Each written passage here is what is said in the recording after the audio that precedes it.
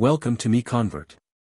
In this tutorial, I will show you how to convert x_t files to DAE format, completely free and online.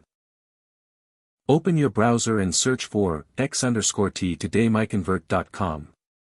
Click on the first result to go straight to the converter. You are now on the x_t to DAE converter page. The interface is clean and easy to use. Let's upload a file. Click the Choose File button. A file picker will open. Select the x_t file you want to convert, then click Open. Your file is loaded and ready. You can see the file name, size, and destination format. Click Convert now to start the conversion.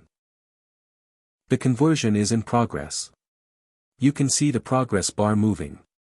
This usually takes just a few seconds. Done. Your file has been successfully converted. Click Download to save the DAE file to your computer. That's it. Visit MiConvert.com for more free conversion tools.